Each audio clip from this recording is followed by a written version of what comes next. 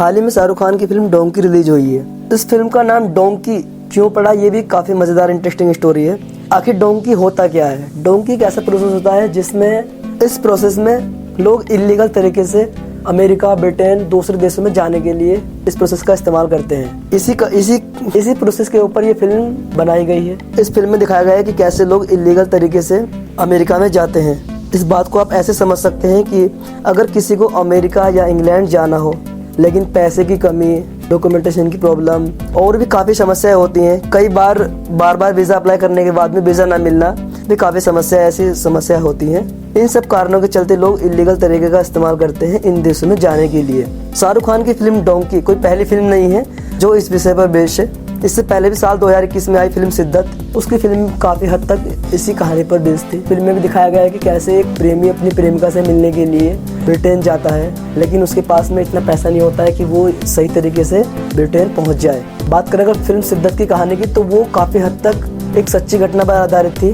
साल 1996 में पंजाब से निकले दो भाई, प्रदीप सैनी और विजय सैनी, वो प्लानिंग करते हैं इंग्लैंड जाने की। वहाँ पे अच्छी नौकरी करेंगे और लाइफ में सेटल होंगे।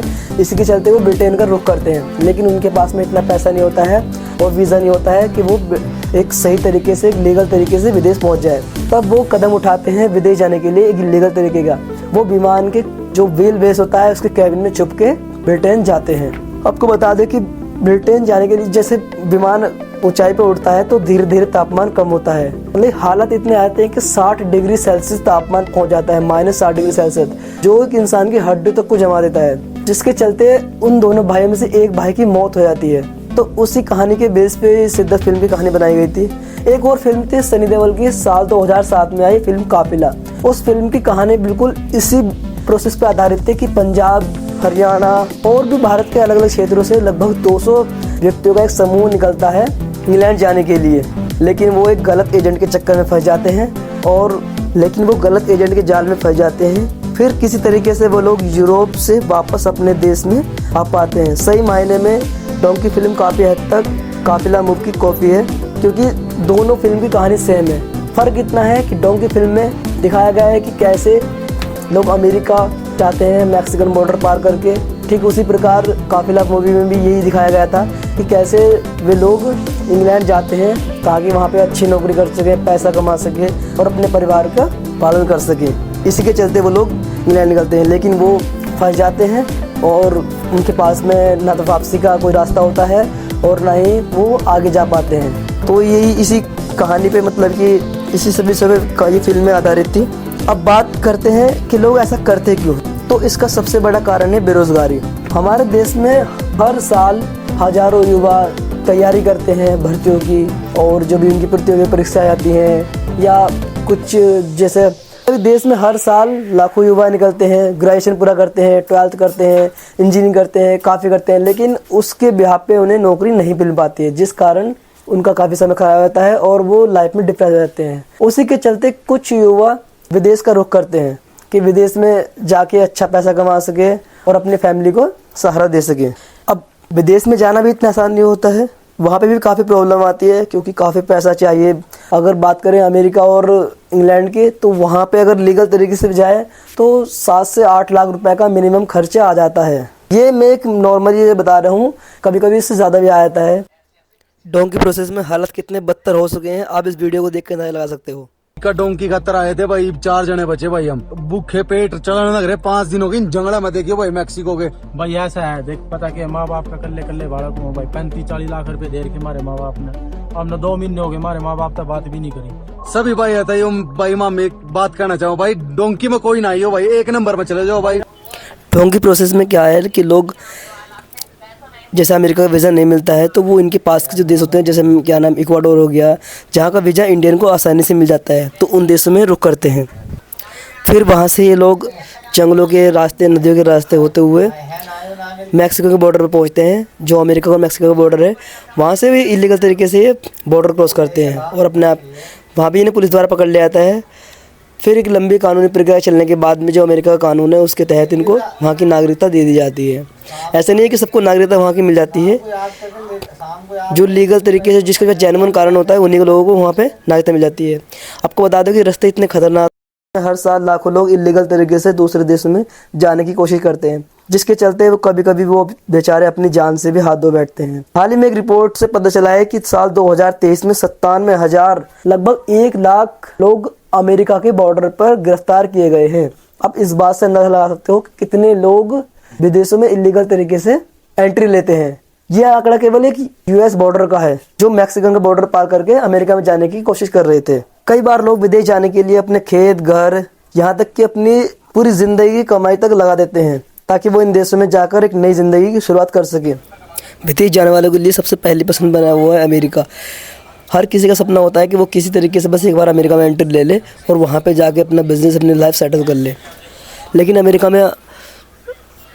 का कानून और वीज़ा ना मिलने की वजह से लोगों का सपना पूरा नहीं हो पाता है, जिस कारण वो डोंकी प्रोसेस का इस्तेमाल करते हैं। आपको बता दें, हर साल इसी वजह से लाखों लोग पकड़े जाते हैं, मारे जाते हैं, और सबसे ज़्यादा ये लोग मिडिल क्लास से होते हैं, जो भारत के अलग अलग क्षेत्रों से निकलते हैं अमेरिका के लिए।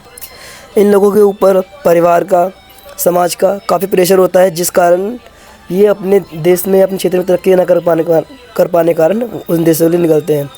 एक रिपोर्ट के बता दें कि ये आंकड़ा हर साल बढ़ता जा रहा है। आप स्क्रीन पर देख सकते हो कि 2013 के बाद में ये आंकड़ा कितनी तेज़ी से बढ़ रहा है। 2013 में ये आंकड़ा 10,000 था, और अभी ये आंकड़ा लगभग ये समझो कि 2021-22 यानी 23 में 30,000 तक आंकड़ा पहुंच गया है। मतलब 30,000 लोग जो है अमेरिका का बॉर्डर क्रॉस करके अमेरिका में एंटर हुए हैं। अगर बात करें पूरे ऑल ओवर एक साल की, तो 97,000 जो इंडियंस हैं वो बॉर्डर क्रॉस करते हुए पकड़े गए हैं। ये लोग महीनों जंगलों में, नदियों के रास्ते चलते हैं। और बात करें अगर वर्ल्ड मैप के हिसाब से, तो सबसे पहला नंबर इंडियन का आता है। इंडिया में लगभग ये समझिए आप 4.5 लाख लोग हर साल दूसरे देशों के लिए निकलते हैं। चाइना दूसरे नंबर पे है। और अगर बात करें स्टेट वाइज, तो सबसे पहला नंबर हरियाणा का आता है, क्योंकि देश में हरियाणा में सबसे ज़्यादा बेरोज़गारी है। हरियाणा में 37.3% लोग बेरोज़गार हैं। उसके बाद जम्मू कश्मीर, राजस्थान, झारखंड, यही हाल कुछ अलग राज्यों का है, जिस कारण लोग बेरोज़गारी से निपटने के लिए, इन रोज़गार की तलाश में इन देशों के लिए निकलते हैं, और महीनों अपनी यात्रा करते हैं बिना कुछ खाए, बिना कुछ पिए, परेशानी में। अपना सब कुछ दांव पर लगाने के बाद में वो लोग इन देशों के लिए निकलते हैं। तो ये प्रोसेस इतना ख़तरनाक होता है कि लोग अपनी लाइफ पूरी जो जमा पूंजी वो इसमें लगा देते हैं, और फिर भी उन्हें ये उम्मीद नहीं होती कि वहाँ पे नौकरी मिलेगी या नहीं मिलेगी, वो अपनी लाइफ सेटल कर पाएंगे नहीं कर पाएंगे। बहुत सारी प्रॉब्लम होती है। डोंकी प्रोसेस एक इतना ख़तरनाक प्रोसेस है कि इसमें आपकी लाइफ पूरी तरह से एक तरह ये समझ बर्बाद हो जाती है। और ऐसा नहीं है कि अमेरिका में एंट्री लेने के बाद में सब कुछ ठीक हो जाता है। वहाँ पे पहुँचने के बाद भी समस्या का इनके साथ नहीं छोड़ती हैं, क्योंकि वहाँ पे एंट्री लेने के बाद में वहाँ पे इनके जो बॉर्डर सिक्योरिटी फोर्स होती है उनके द्वारा गिरफ्तार कर लिया जाता है, और फिर महीनों, हफ्तों, यहाँ तक कि सालों तक ये वहाँ के अमेरिका की जेलों में रहते हैं, और तब तक इंतज़ार करते हैं जब तक इनका नंबर ना आ जाए एक कानूनी प्रोसेस के लिए। मतलब ये प्रोसेस ऐसा होता है कि इसमें आपके जांच की जाती है कि आप अमेरिका में आए हो, किस मतलब कि आपका जो पर्पस है वो लीगल है या इलीगल है। क्योंकि अमेरिका का कानून ऐसा है कि उसमें कुछ अगर आपके साथ में ऐसी घटना घटी है जिससे आप प्रताड़ित होकर या मतलब कि हरासमेंट होकर आप अपना देश छोड़ने पर मजबूर हुए, तभी आपके ये कानूनी कार्रवाई पूरी होने के बाद में आपको वहाँ पे रहने की अनुमति मिल जाती है, जिसको असाइलम प्रोसेस बोला जाता है। ये एक अमेरिका का ऐसा कानून है जो अमेरिका की धरती पर ही लागू होता है। तो इसके लिए आपको पहले अमेरिका में एंटर होना होता है, जब भी आप इस कानून के लिए अप्लाई कर सकते हो वहाँ पे नागरिकता लेने के लिए। ऐसा नहीं होता है कि सभी लोग वहाँ पे रोज़गारी नौकरी की वजह से जाए। कुछ लोग पॉलिटिकल प्रॉब्लम, जैसे किसी के ऊपर कोई कानूनी कार्रवाई हो रही है, उससे बचने के लिए वो इस प्रोसेस का इस्तेमाल करते हैं, या कुछ और भी अन्य कारण होते हैं।